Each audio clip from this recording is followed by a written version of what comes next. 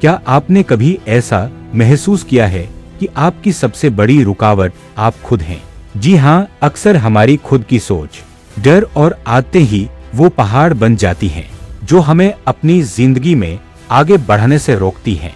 आज हम बात करेंगे ब्रियाना वीस्ट की किताब द माउंटेन इज यू की, जो हमें सिखाती है कि कैसे हम अपने अंदर की रुकावटों को पहचानें, उन्हें तोड़ें और एक नई शुरुआत करें। ये रास्ता आसान नहीं होगा, ये एक पहाड़ चढ़ने जैसा होगा। आपको अपनी असहजता के साथ बैठना होगा और अपने कामों को ईमानदारी से देखना होगा। बदलाव कभी आसान नहीं होता, लेकिन आप अपने नेगेटिव पैटर्न्स को बदल सकते हैं और खुद को उस इंसान में ढाल सकते हैं जो आप हमेशा से बनना चाहते थे। ब्रियाना वीस्ट की किताब द माउंटेन इज यू की इस समरी में आप जानेंगे कि कैसे हमारी आदतें और चिंताएं हमें पीछे खींचती हैं, और साथ ही ये भी जानेंगे कि कैसे हम इन्हीं से सीख लेकर आगे बढ़ सकते हैं।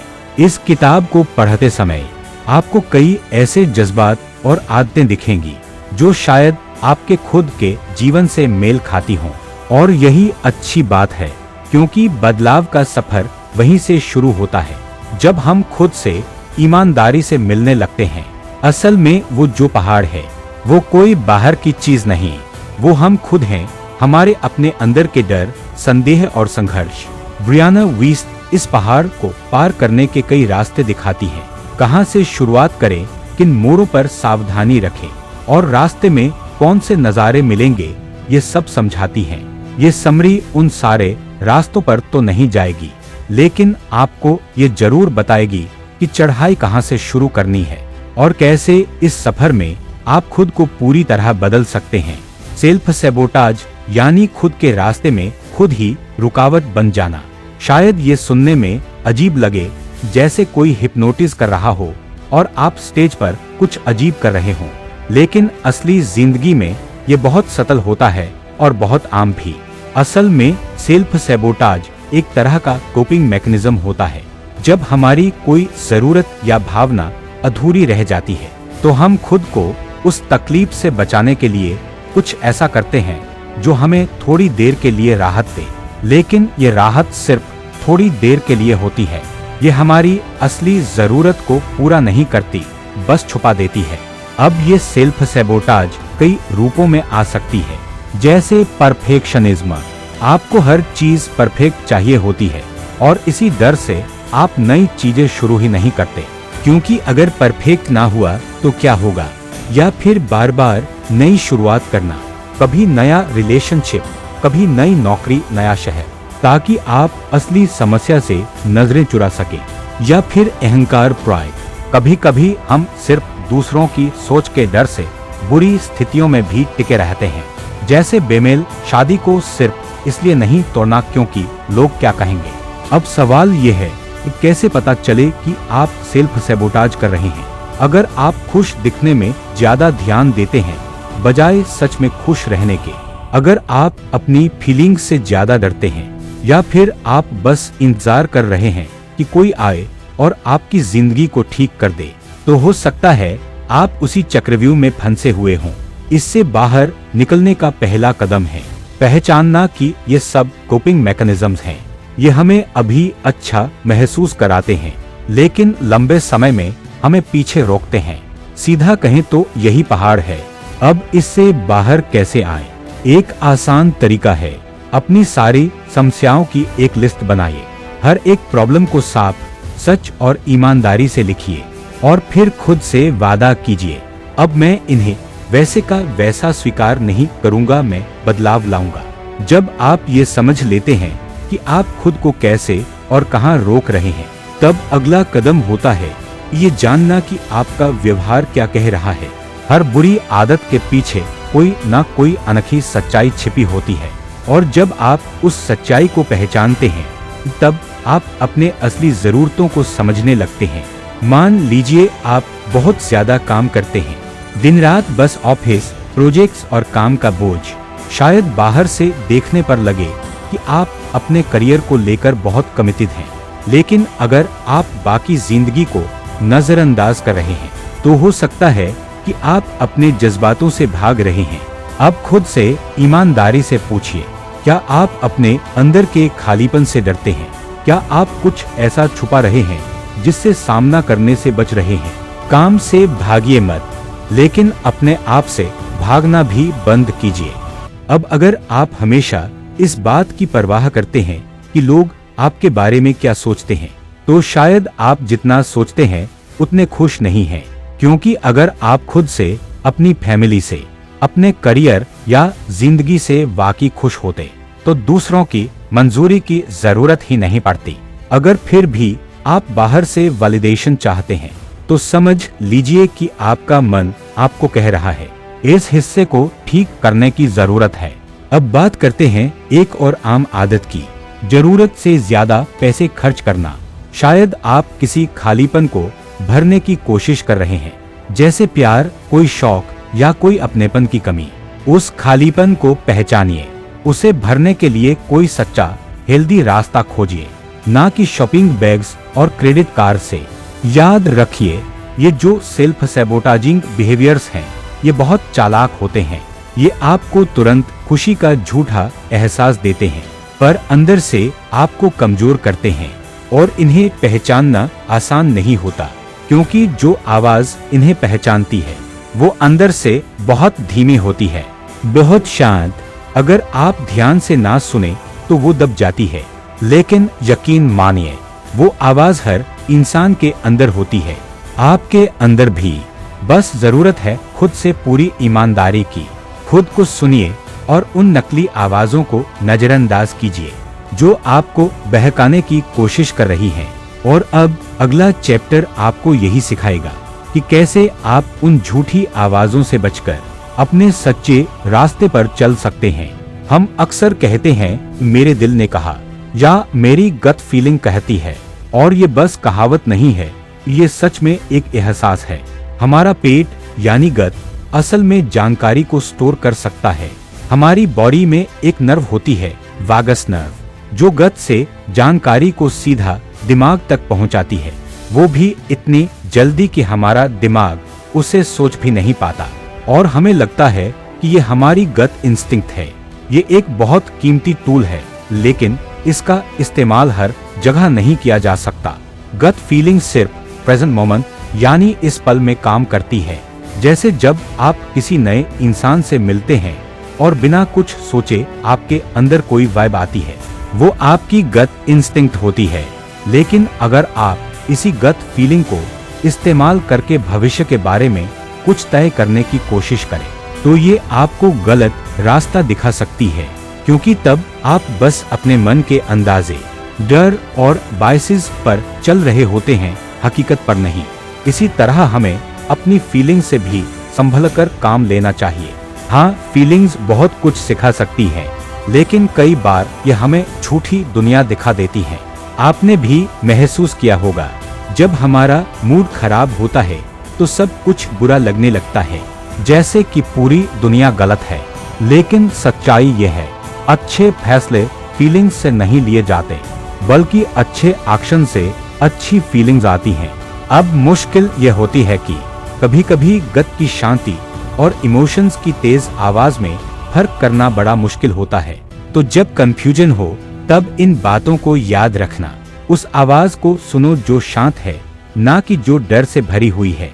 उस आवाज को सुनो जो समस्या का हल ढूंढ रही है, ना कि जो नई परेशानी बना रही है। उस आवाज को सुनो जो प्यार से भरी है, ना कि जो डर से चिल्ला रही है। अब जब आपके पास ये समझ है, तो सवाल ये है, क्या आप इसे असली जिंदगी में इस्तेमाल कर पाएंगे? गुस्से के समय क्या आप याद रख पाएंगे कि फीलिंग्स आपको धोखा दे सकती हैं? चिंता के पल में क्या आप खुद को समझा पाएंगे कि आपकी गट भविष्य नहीं बता सकती? अगर आप इमोशंस पर इम्पल्सिव होकर बार बार पछताते हैं, तो अब वक्त है फीलिंग्स और एक्शंस को अलग करना सीखने का। अपने जज्बातों को समझिए, लेकिन उन्हें अपनी जिंदगी का रिमोट कंट्रोल मत दीजिए।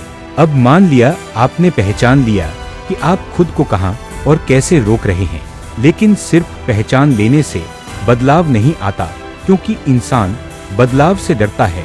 हमारा दिमाग हर पल हमारे शरीर के हजारों कामों को बिना बताए संभालता रहता है। सांस लेना, दिल की धड़कन, शरीर में केमिकल्स छोड़ना, सब कुछ बैलेंस में। यही बैलेंस हमें एक फिजिकल कंफर्ट जोन देता है जो हमारे शरीर के लिए जरूरी है। लेकिन बात जब दिमाग की आती है तो वहाँ का कंफर्ट जोन हमेशा अच्छा नहीं होता। हमारा दिमाग भी एक मेंटल बैलेंस बनाए रखने की कोशिश करता है। वो उन्हीं चीजों को खोजता है जो उसे जानी पहचानी लगती हैं, और इसी वजह से हम बार बार उन्हीं बुरी आदतों में फंस जाते हैं क्योंकि वो हमें कंफर्ट देती हैं, भले ही हमें पता हो कि वो हमारे लिए ठीक नहीं है। यही वजह है कि हम कंफर्मेशन बायस जैसे जाल में फंस जाते हैं, जहां हम सिर्फ वही बातें सुनना और मानना चाहते हैं जो हमारे पुराने बिलीफ्स को सही साबित करती हैं, या फिर एक छोटी सी दिक्कत को इतना बड़ा बना लेते हैं कि वो हमें हमारे पूरे भविष्य का डर दिखाने लगती है। और कभी कभी तो हमें लगता है कि हर कोई बस हमें ही देख रहा है, जबकि हकीकत में हर इंसान सिर्फ खुद में ही उलझा होता है। जब आप वाकई में अपने नेगेटिव बिहेवियर को बदलने का फैसला करते हैं तो उसे धीरे धीरे करें। एकदम से बड़ा कदम उठाने से आप डर जाएंगे और वापस उन्हीं पुरानी आदतों में लौट जाएंगे। तो अगर आप कम काम करना चाहते हैं तो शुरुआत करें 10 मिनट पहले ऑफिस से निकलने से, ना कि सीधा 2 घंटे पहले। अगर आपको एक्सरसाइज शुरू करनी है तो पहले दिन सिर्फ 10 मिनट की वॉक से शुरू करें। पूरे साल की जिम मेंबरशिप लेने की जरूरत नहीं। ये छोटे छोटे बदलाव भी शुरुआत में आपको थोड़ा असहज महसूस करवा सकते हैं, लेकिन याद रखिए, सच्चा बदलाव वही होता है जो आपको अपने कंफर्ट जोन से बाहर निकलने पर मजबूर करे। लेकिन जब आप धीरे धीरे आगे बढ़ेंगे तो वो डिस्कम्फर्ट भी मैनेजेबल लगेगा, और एक दिन वही छोटे छोटे कदम आपको उस इंसान की तरफ ले जाएंगे जो आप बनने के लिए बने हैं। अगर मैं कहूँ कि गुलाबी हाथी के बारे में मत सोचो तो क्या हुआ, आपने उसी पर गुलाबी हाथी के बारे में सोच लिया ना। कोई बात नहीं, ये बिल्कुल नेचुरल है। इसीलिए जब हम खुद से कहते हैं कि बुरी आदतों के बारे में मत सोचो या नेगेटिव फीलिंग्स को नजरअंदाज करो, तो वो तरीका काम नहीं करता। क्योंकि अगर हम एक मामूली सी चीज को भी दिमाग से नहीं निकाल पाते तो वो गहरी आदतें और इमोशनल पैटर्न्स कैसे निकलेंगे जो सालों से हमारे अंदर जड़े जमा चुके हैं। तो रास्ता क्या है?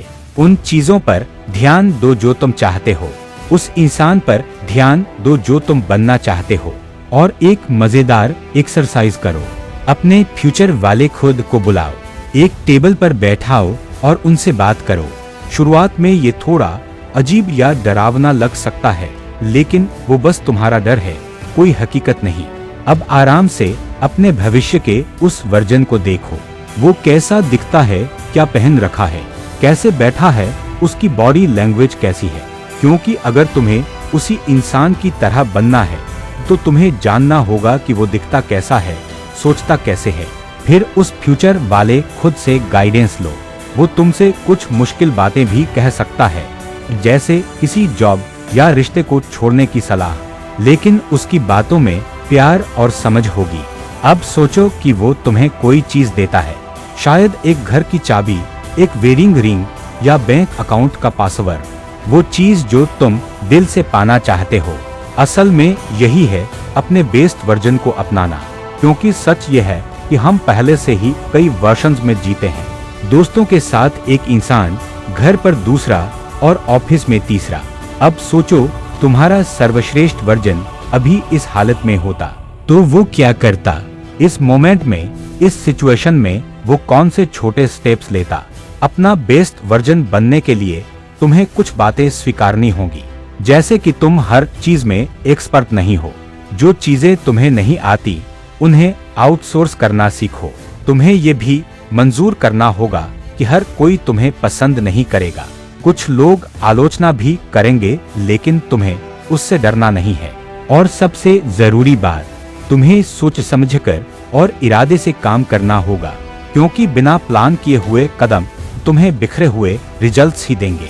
तुमने अपने सेल्फ साबोटाज वाले बिहेवियर्स को पहचाना, उनसे सीखा, फालतू इमोशंस की झूठी कहानियों को नजरअंदाज किया, अपनी कमजोरियों को ईमानदारी से देखा, छोटे छोटे बदलाव किए और अब तुम बन चुके हो अपना सबसे बेहतरीन वर्जन।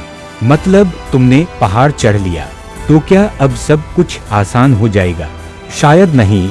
असलियत यह है कि सक्सेसफुल लोग भी आसानी से नहीं जीते। उन्हें भी जरूरतें होती हैं, उनके पास भी इमोशंस होते हैं जो कई बार उन्हें भ्रमित कर सकते हैं। लेकिन फर्क यह है कि वो लोग जानते हैं कि अपनी जरूरतों को हेल्दी तरीकों से कैसे पूरा करना है, कैसे अपने इमोशंस को महसूस करना है बिना उनके पीछे भागे या रिएक्ट किए।